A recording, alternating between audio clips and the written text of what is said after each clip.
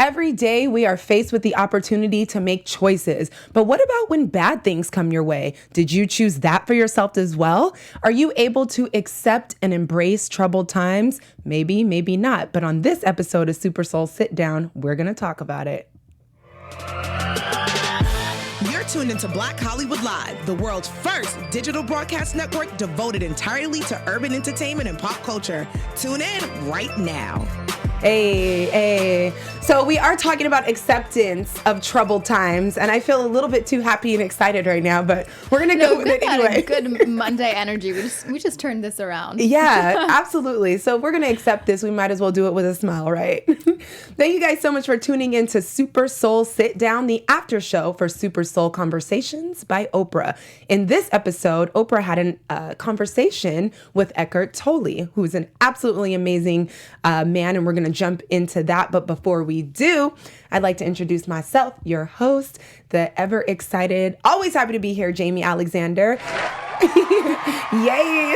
And I'm with the brilliantly spoken, very uplifting Haley J in the building. What's up, everybody? Welcome back to another Monday. Whoop, whoop. And we're diving in as always. Yes. How was your Monday? I know your Monday was a little bit different than normal. It was How a little you feeling? off. I don't know. The last couple of days, I felt like, and it was a little cloudy. I'm so weather affected. It's weird. If there's even like the slightest muggy weather in the air, I'm just like, what day is it? What time is it? I'm so off. But this energy is honestly making me feel better. It just goes to show that you can feed off of other people. Yeah. And thankfully, I'm around people like you. So Yes. let's get into this. Where do we start? Yes, I love hearing this. Well, let's jump into who Eckhart Tolle is. So for those of you who don't know, Eckhart Tolle is a spiritual teacher. He is a German-born resident of Canada, best known as the author of The Power of Now. I'm sure you guys have heard of that book. And A New Earth, Awakening to Your Life's Purpose.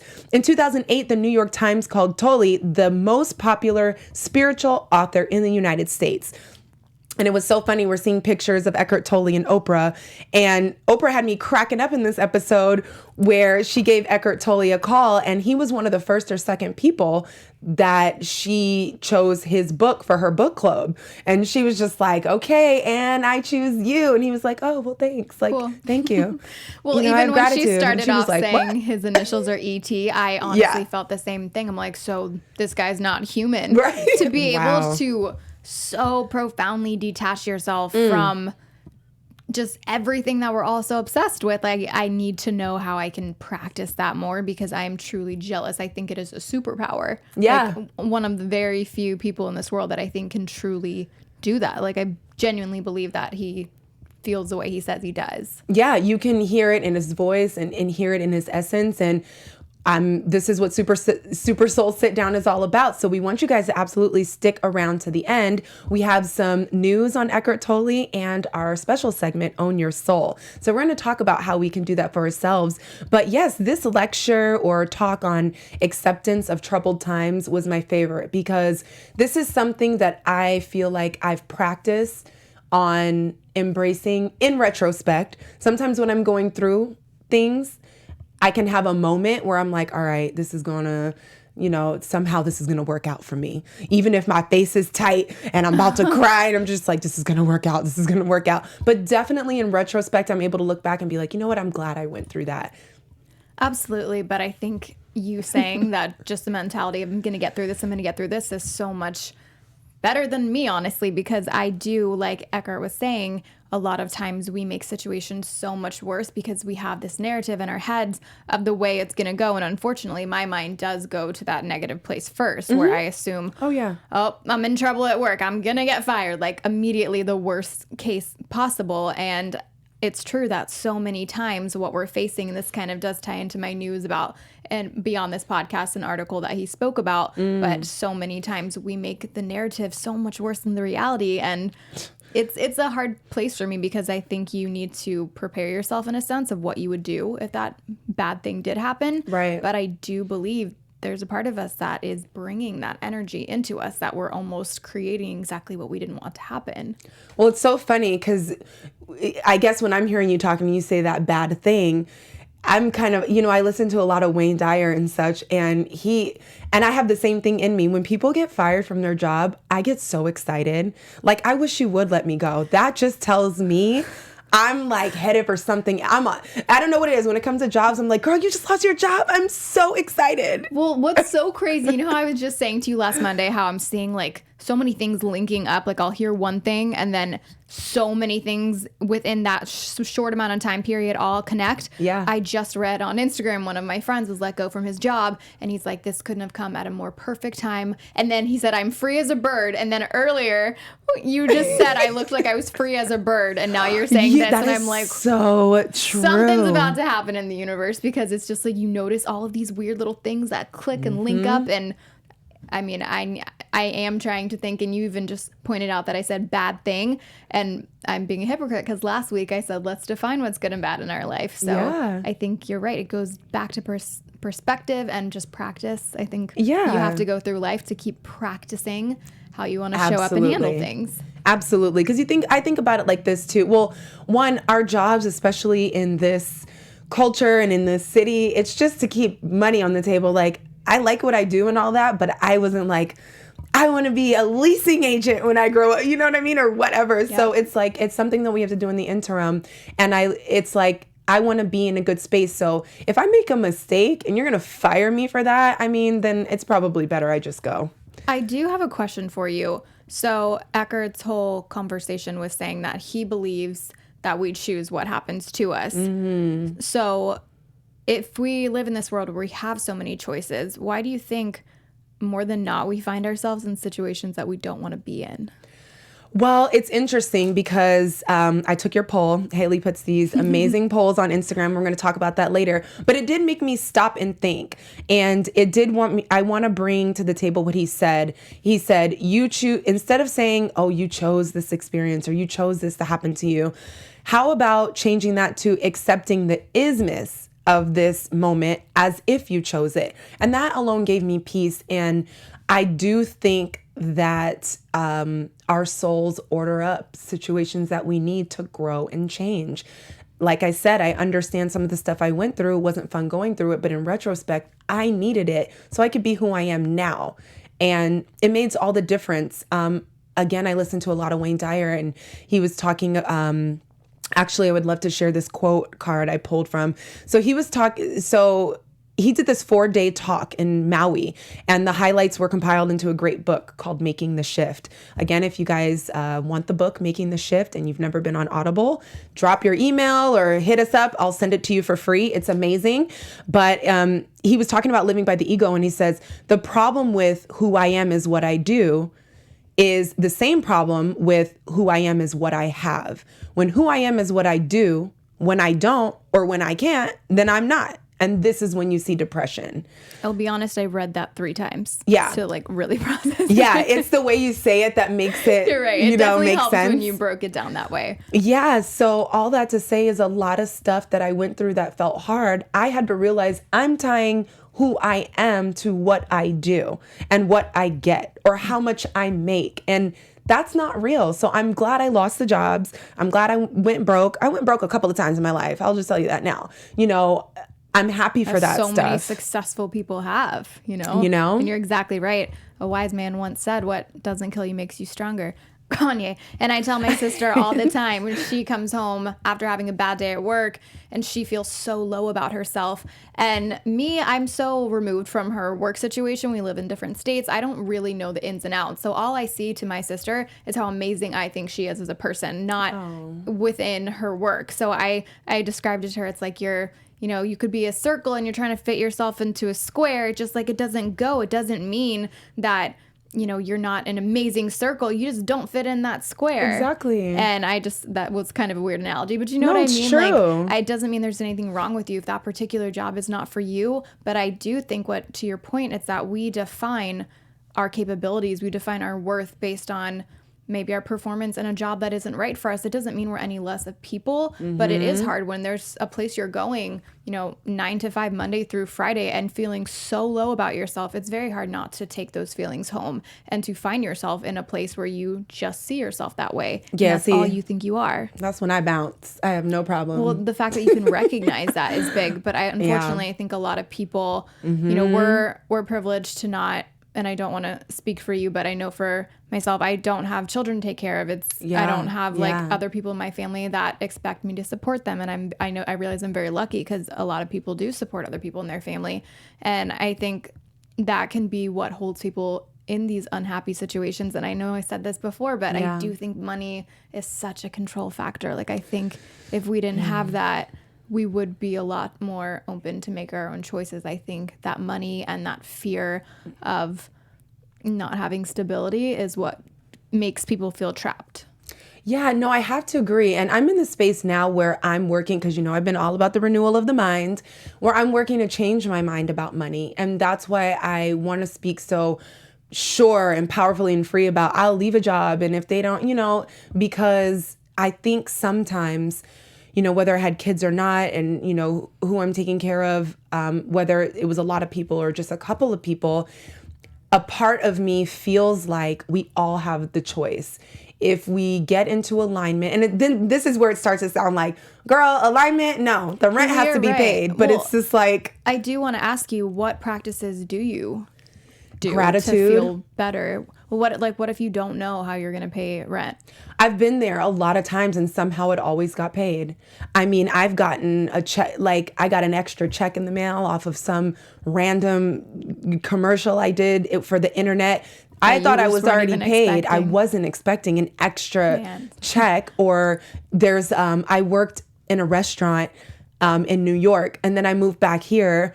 And it had to have been like a year and a half later, and they had some lawsuit, and I got a random $600 check. Like, I feel like a lot of that comes back to you trusting in the universe and knowing that, that is what I'm working on. I'm right now truly feel like I am trying to retrain my mind, because I do struggle with a lot of doubt where I really, really like to control things. And I realize that that's a big thing for me, because my one of my favorite pieces of advice that I heard not too long ago was control the controllables. And that was actually from our founder, Maria Menounos podcast. That's where I heard that. And it was so simple, but it really spoke to me, because I just realized how many outside factors I'm always trying to control. Right. And it was only hurting me. Yeah. And I can still be prepared. I can still be, a structured person, but there's going to be things that happen that are out of my hands, and I need to know how to react and not freak out when something doesn't go according to plan. And at the end of the day, that's not any fun. No, it's not. But you know what? That's what this whole talk is about: acceptance of troubled times. And what I share on my Instagram and what I like to share with people and digest for myself is, when you're in doubt and fear, you cannot see.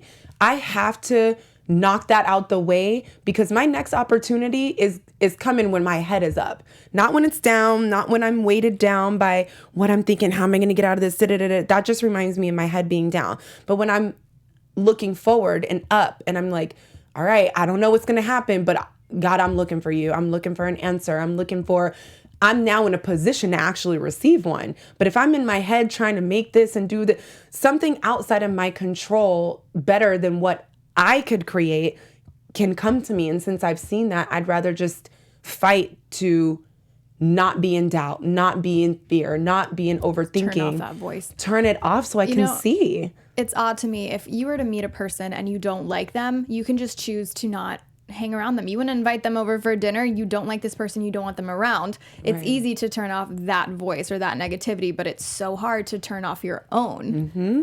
And I do think it's the subconscious thing that you're constantly battling. And that's where it comes in, just those everyday practices of really, and that's what I did have, like I said on the last podcast, a few moments these last couple of weeks where I felt really, truly like I was being tested. And then looking back, within a few days, I had already learned my lesson, and I realized how vital that was, and how fortunate to learn it on a smaller scale, where I could have learned that same lesson on a bigger scale and suffered way more severe consequences. So then, just in that shift of perspective, I was like, thank God that happened to me, because could have been so much worse, could have been so much more money lost, that type of thing, if I didn't learn this now. And what really was that moment for me was when Eckhart said, act as if you are choosing what happens to you. Make it drawing experiences to ourselves to accept this moment as if you had chosen it. Yeah. And I do think a lot of times we're not happy with things, just like Oprah said, it's because things aren't going our way. So I wonder if I just tell myself, no, this is exactly what I want to happen. You're almost like mind effing yourself by telling yourself, like, this is what you want. And you're like, suddenly not as mad if like a part of you thinks that you wanted it. Does that make sense? Yes, because for me, what I hear is you're moving forward.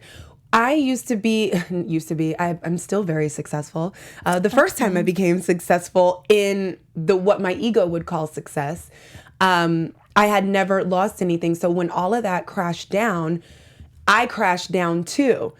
But I always knew I'm a mogul-minded woman. I'm going to be wealthy. I'm that. I can see myself on certain platforms and in certain spaces. I believe that, hearing it from you too. I really do. Like, Thank you. It comes off very confident and reassuring, and not in any sense of I'm like over anyone else, but just I know my worth. Yeah. But could you imagine if I never went anything? What hearts could I touch? Who could I actually reach with my voice? How would I manage my money?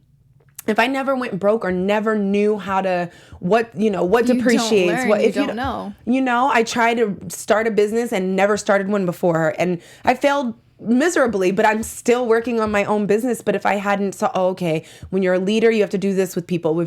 I had to go through all that. So yeah, by me saying that I'm mogul minded and I'll be wealthy, I'm choosing everything that comes with that. And there's some lessons. And it really does add so much more depth to a person and their story when you know they've gone through that, not just for the person growing through it, but for the people outside. Like if I really love a business and I learn that the person behind the business went through all these struggles, that makes me admire that person so much more, because I'm like, damn, they went through all this and they still kept going, and now look at them. Yeah. Even hearing Oprah and the things that she went through as such a young girl, but she didn't allow that to define her future, that speaks such volumes for me, because I think we do trap ourselves in the past, and it's okay to be hurt, and I think it's even okay to admit that things aren't fair, but you can't give it any more power than it's already given you by allowing it to sabotage your whole future.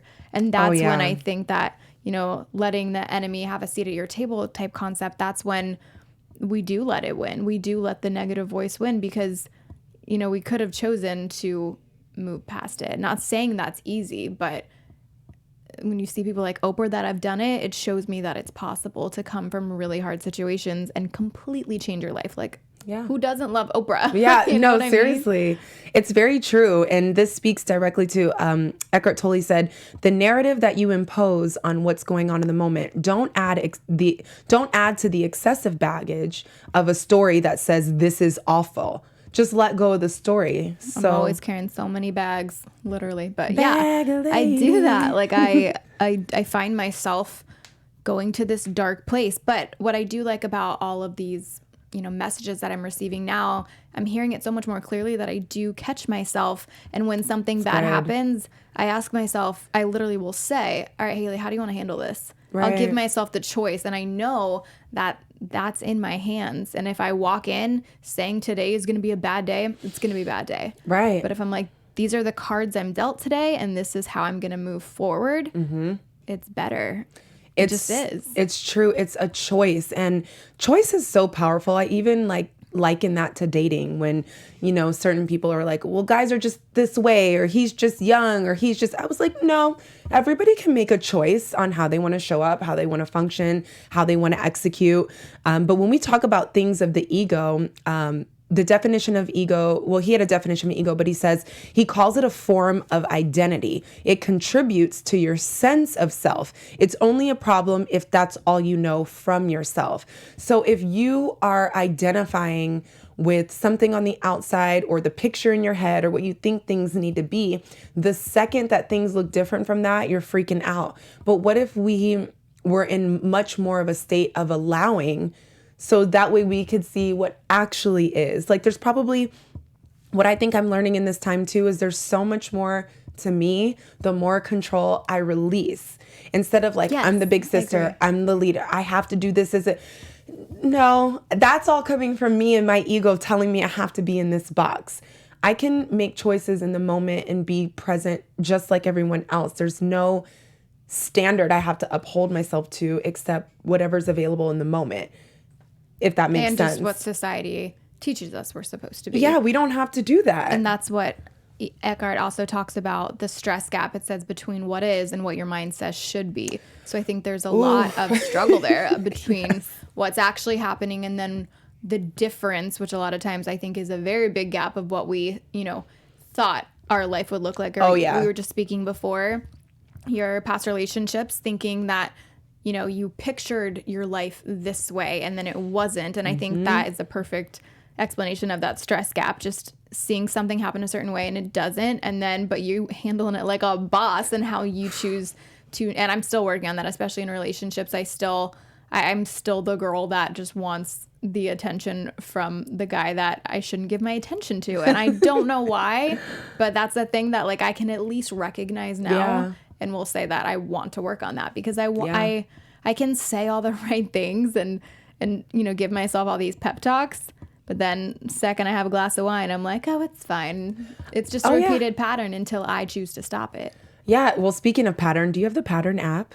I did, but I didn't feel like I connected with it. Oh, okay. The Pattern app was too on point for me. I've heard it was great for a lot of people. Girl, it was blowing my mind all week. But it's interesting because when we talk about choosing situations, and, like I just went through a breakup or whatever, and I feel like the reason I'm handling it well is because a part of me knows I did choose it. I have to. It's empowering to know that. Oh my gosh. So do you think you'd feel the same way if he were the one to end it? Well, in my mind, he kind of did, because it's like, if I'm making these requests and saying that this is very important, and month after month, you don't acknowledge it. I love myself more knowing that somebody will be pumped to give me the basic things that I'm asking you for, and you're just not with it. So he's subconsciously not choosing me, and I'm not choosing him either. So just like you were saying, I don't know why I keep talking to the guy that I shouldn't be talking to. That's kind of how I feel in this situation. Even though he wasn't a certain kind of negative towards me, it was still like, I'm still propping him up and painting him like, no, he's good. I'm magnifying all his good qualities. Falling in love with his potential. And I'm not looking at my own self. And so my spirit is like, calling the breakup, I can't be mad. It's running in my background. And those past relationships, I truly don't believe you'd be able to see it as clearly as you do now if it wasn't for going through what you did in the past. Exactly. And doing all the work that we're doing. So even when you're telling yourself, I can say all the things and give myself a pep talk, the pep talk is where it starts. So at least you're in the game. Yeah. You know what I mean? I can at least recognize it. Yeah. Mm-hmm. So I think that we have a lot more power than we give ourselves credit for. Because sometimes when we think about power, it's not necessarily the power to create the situation, but we can navigate it via our choices. So it just feels better to just accept it for what it is. Because this time I know for a fact something great is waiting for me, because it's just this cycle for me is just done, and it's insane because I'll just feel it in the air. Oh, I feel it. I went to a wedding. It was a new moon. Everything was moving, and I'm just like, oh my God. And then I download this. I'll make this really quick because this is just such a crazy story. But y'all, my love life, first of all, last week, I don't know if I told you, I said, I'm going to stop saying my love life has been trash. Like, just because it didn't work out, I have to stop correlating my love life to terrible experiences. Woe is me. I'm not a victim. I chose this. This is just something. Lessons along the way. Something for me to learn, right? So then I post something throwback, and my ex-fiance, whom I haven't talked to since 2012, inboxes me. I knew you had a fiance. That's pretty serious. Oh, yeah.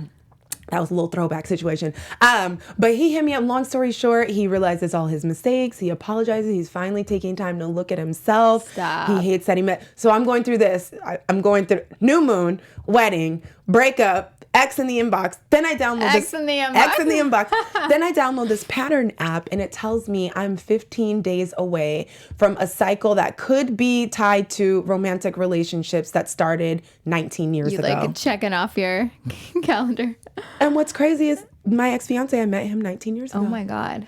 I'm just saying, when you're when you're open and you're not in doubt, I could be crying and like, this happened to me again, but I'm up here, I'm looking for the gold. I'm looking for the nuggets. I'm looking to see God. I'm looking to hear. And I just know. Powering me up. Yeah, you just gotta. Well, and I do think it's looking back on any situation and truly asking yourself, okay, what can I take from this? Even though everything might seem so negative.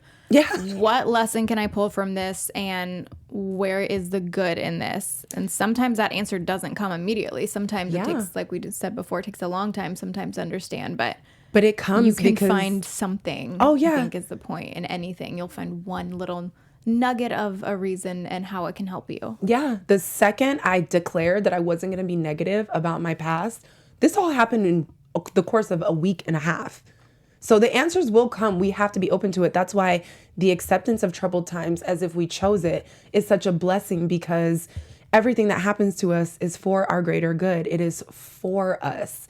So if we can just understand that, it does take the sting away from the annoying parts of it. Like, I'm not going to act like I don't cry or it's not whack, but yeah, I mean, you're allowed to be human too. Yeah. And I think that, again, is very important to discuss that. You're allowed to feel feelings. You're allowed to express that, but it's when you let it hold you back and not allow you to move on, I think is where the problem comes into play. And easier said than done. And I don't know if we can get a fact check on this one, but I feel like I've heard that it takes more muscles to frown than it does to smile. So it's actually harder to be negative, yet we somehow choose that all the time. But yeah, I think that's the beauty of life, and that's the beauty of struggle, is redefining what struggle is for yourself. Yeah. And even redefining success and all that. I got the fact check. You got Let's the hear fact check? it. Scientists have studied that the muscles needed for both facial expressions. A small smile generally uses 10 muscles. A small frown uses 6. But on average, a smile uses 12 and a frown uses 11. So they're pretty close. So I all that wasn't to say, right, but that's okay. No, but all that to say is never if very Oh, wait, good at science. there's one asterisk, though. There's one asterisk. The types of muscles you use for the frown require more effort to produce. Boom. So That's you where I was use going with more it. effort to frown than you do to smile. Thank you, yes, Ryan. you the best. Should have led with that. Yeah, I should have led with that. we're like, well, hold up. But yeah, and also and Eckhart talking about form identity, which I love, the body and psychological form, and then what you brought up, your sense of self, but the problem in knowing that that's all you are. So I think that's what I see so many people do, and this is where I'm a little bitter when I see girls on Instagram that only post like a body photo. And I'm all for, if you look good, you're confident, or even if you don't look good in society's eyes, if you feel good about yourself, post a body picture, do you. But when I see profiles that it's every single photo is just that, then, and I'm sure these women are so much more, and I think that's where I get a little sad for them, because I'm like, you're more than just your body. Like, you have an amazing body, show it off, do you, girl, but like, you're more than that. You should show, just in my opinion, more sides. So I think Eckhart being able to just know that there's so many assets, like you said, to the human being, and like every single day we're learning and just evolving more, and that is exciting. Yeah, And I think we should show people the good and the bad things that we learn about ourselves. Yeah, no, I agree wholeheartedly. That's why, I tell people when they tell you, oh, you're beautiful, you're beautiful. Each time I hear it, it's like hearing it new, because I can't rely on my beauty. Like, anything could happen to me, God willing, like keep me protected, but I can't put all my eggs in that basket. It's just the Especially outside. here. But that's what I like about being here, because you go so many places and people are just stunning, and it's very intimidating at times, but it also makes you think, okay, beauty's great. Beauty makes you feel confident. I think everyone has the right to want to feel pretty. I go back and forth with this a little bit, because you do hear more so now people saying, like, tell a girl, don't just tell a girl she's beautiful, like tell her she's smart, which I agree with. But I think it's okay to also tell someone they're beautiful, just like it's okay to tell a boy he's handsome. I think those are things that make us feel good about ourselves, but just like the form identity, knowing you're more than that, it's also reinforcing that to other people around us, to let them know we see them as more than that. Yeah, no, I agree. And that sounds really good and really powerful. And I think about some of the stuff I think about. I try not to look at aesthetics so much. Like, beautiful is beautiful. Like, when you see it, you know it, and you're like, damn. But there's also those times I think people are the most beautiful when they're smiling. Like, it doesn't I'm even trying matter. to actually smile more. I do Yeah, a I lot of love like it. the smirk face, but I know it makes like my family the happiest when I smile, and I'm like, sometimes I do think about it. I'm like, I don't always need to be the cool girl. Sometimes I can just smile with teeth. Like, but it's weird. It's that, I think, that whole programmed Instagram, like the duck sexy girl face, the sexy yeah, girl that but, smiles. Like, that's which all I great. still will but do, but there's definitely, times where I think you don't have to be super cool. You can just smile, And you're super cool with a smile to me. Like, I just fall in love with people who are smiling. I'm just like, it makes me happy. Smiles. Yes. It's true.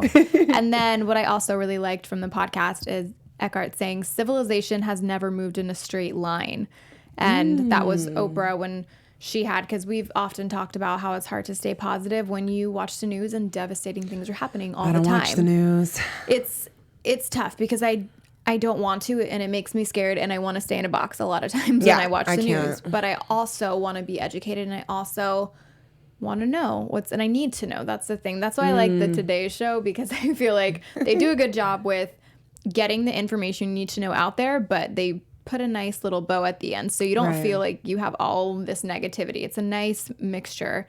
But that did make me think that, okay, just as human beings, just as you and I need to learn who we are and evolve and make our mistakes and change them, civilization as a whole is doing that too. Yeah. So I think it's believing that we can. Yeah. And him saying that we always take steps backwards and that these are hard times, but just like our hard times, civilization needs to take steps and go through hard times to move forward. And he again says we don't evolve from comfort zones, and that could not be more relatable, because when have we ever evolved from a comfort zone ever? Yeah. Feels good. Yeah. Feels good. I was just talking to my cousin yesterday about how we love some things never change. And he told me a little story about his old house and how it's still there after all these years, and the neighbors came by. And I do think that is beautiful. And I do think there are some things that are nice to stay the same and keep sacred when it comes to family. But as far as you as a person, you can always have your same morals, and, your soul can be pretty much like, you know what I'm saying? Like the same core of a person. But I do think you find the beauty in change and allowing yourself to grow. And I agree with that. And what I was hearing when you were saying that takes me back to when you were talking about how we go to that negative place, and that negative place is comfortable. Oh, this is happening to me. Like, I'm supposed to be sad because I lost money, or because, whatever, I got fired. Like, I'm supposed to be sad. That's what I identify with. And now I'm sad at it. Like, I feel like being negative is a comfort zone. It really would be switching gears to be like, oh my God, I just lost $300. I don't know where it went, but you know what? I'm going to get 300 more and it'll be doubled. Or I'm going to get, you know what I mean? Like, that would be uncomfortable, because that would be some force right there. You'd be switching some real gears. Do you know what's kind of embarrassing that I noticed about myself? I don't love to share. What do you mean? Like, share your food, or to share your stuff? Always food. Like your voice, like your voice. Like clothes and stuff, I don't care. But okay, this is California. I can say this. I didn't really always want to share weed gummies. And then I thought to myself, you can share, Haley. Like, don't be a little brat. Share a gummy. And I don't know. It made me think that I feel like before it was just like, this is my stuff, and not with everything. Like, if you want to borrow a jacket, I don't care. Yeah. But with certain things, and probably with food, I just don't.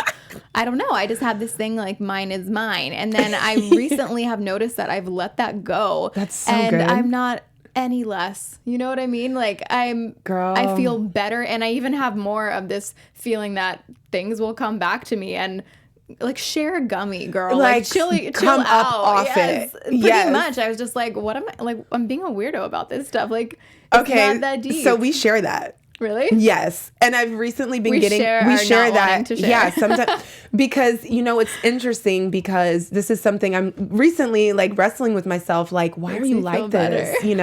Like, what are you doing? Because I'm actually very giving. Like, a lot of stuff, I don't mind, but I noticed that I'm allowing some things that happen to make me feel like if I don't keep this stuff, I'm never going to get it back, because nobody's going to help me. Nobody's going to give me anything. I can't give you everything. You're going to take advantage of me. It's not even that I don't want to be giving, but I'm afraid I'll never get it back, or, you're just going to take, and I'm just going to be left depleted to go figure out how that happened to you? Yes. That's why. Yeah. And so, but I've noticed recently, like, it's against who I am. And it's been a struggle, because I can notice it. Well, and I think you're seeing all these other people in your life as that one person to do it to you. And you can't do that. Not everybody is out here to take advantage of me. Not everyone's out to get. I love that saying, like, not everyone's out to get you, but it's true.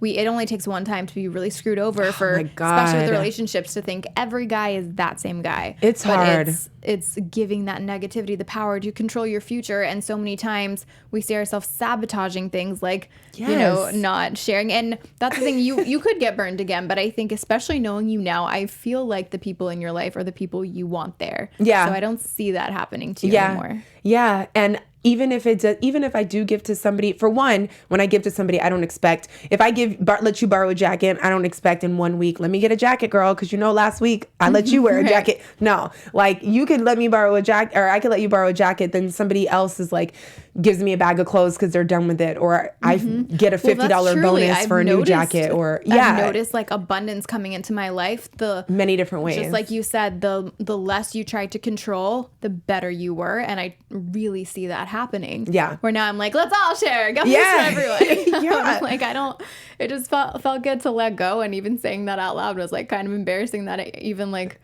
couldn't share a weed gummy. Like, relax. No, like, girl, we're in the same boat. And I've been enjoying recently this week just giving more away, because it comes to me like, oh, come over and I'll cook. Or, these things come to me. But there's been a lot of moments where I held back, like, no, because then if I do all that, instead of me having dinner for today and tomorrow, I'm going to have to go to the grocery store again. Then I'm going to have to Uber there and I'd be tired. Like, what are you doing, girl? Feed your friend. Like, relax. I can't do it anymore. So I think we're there in this are together. some situation things where, like, I don't know, some things I'm like, I did pay for this and I do care about this, and I think it's okay to express that. Right. But it's just like the little things that you might find yourself having too tight of a grip on, where you can recognize that, it's not that serious about everything. I think it's okay to still have, your boundaries here and there as a person, but you see what I'm saying? Just like loosen the reins a little bit. Yeah, loosen the reins a little. So I'm with you on that journey. We'll check in with each other next week and see how we're doing with our sharing. So far, so good. I love it. Well, this has been a good chat. So now I would love to jump into some news and gossip segment when it comes to Eckhart Tolle. We got some stuff. Again, we could go on forever, but this article is from Ryan. You want to help me out here? It's not Indian Express. Nice. Sorry, it was not loading. Indian Express.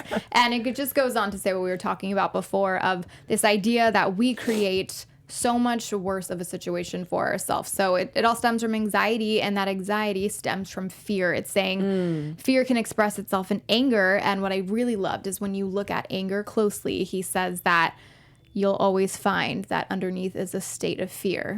So much of anger. And I do believe you're mad at someone because of this deeper fear of something happening that you don't want to happen. So we let fear control so much of our lives that it's really crazy. And Eckhart just goes on to say that, is it possible that certain thoughts that you think frequently produce fear? So these thoughts that we keep telling ourselves, that state of negativity, we're now creating even more. So this repeated cycle, we're not changing anything. We're just continuing that fear. And so he's saying, is it possible that you project yourself into the future moment excessively, trying to control something you have no control over? And then going on to say that a lot of times we make it so much worse than it even would have been, that our reality that we are so afraid of would have been this small compared to what we've now created in our minds. And that it's very powerful to think that we have so much control. We just need to learn where the remote is, basically. That's a good way to put it. They said in one of the things, what was the choice? He said, I'd rather be here now. Even that is a game changer, because instead of allowing the fearful thoughts to just eat away at you because they're comfortable, or really what I think we're doing is trying to protect ourselves. Like, if I can predict what's going to happen, I can lessen the blow or prevent it from happening, or all this. But this part of you that always just wants to be prepared with that just in case. Prepared, exactly. And I think we have PTSD. It's like a defense mechanism. It's a tactic. Not even our fault to an extent, where it's like, if you've experienced this in the past, you're going to hold on to that fear of it happening again. But we have to learn that so many times we do project it way worse than it needs to be. Yeah. So again, living life, trying just these daily practices and proving to yourself that it can work. Yeah. And then, also would be good. Well, you know what? I think this is a perfect time to jump into our special segment. Was that everything for the news? Yeah, that was pretty That was much so it. good. What a great article. Like, thank you for sharing that. Journey to become more inspired and connected to the deeper world around us starts right now. Okay, so you guys know that I've been doing a poll on my Instagram at HeyJ_. I'll be doing it every Sunday, and we like to get the results to share on the show for Monday. And this last one, because Eckhart Tolle's whole concept was choosing what happens to us, I wanted to take it to my Instagram audience and ask them, do we believe that we choose what happens to us, both negative and positive experiences?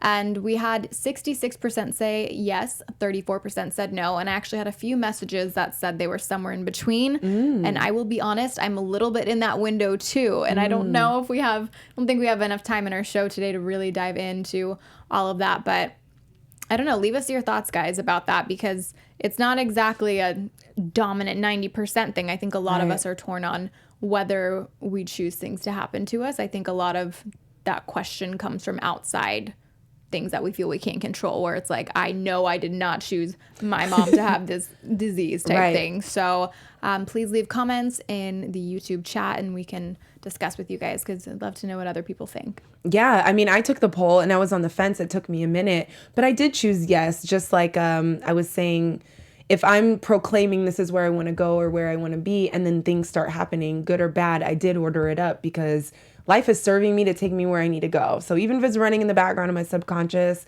I believe somehow there's a choice. Yeah, I don't know, but that was good. That was a really good poll. Makes you think. It does. It makes you think. Yeah, please share with us below, guys. And we could go on and have this conversation, but we're going to take it into next week. So please join us next week, Monday, same time, same place, so we could have Super Soul sit down and talk about all the good stuff. I'm your host, Jamie Alexander, and you can find me on Instagram at Jamie Alexander. And you can find me on Twitter and Instagram at HeyJ, HAYJ_. See you next Monday.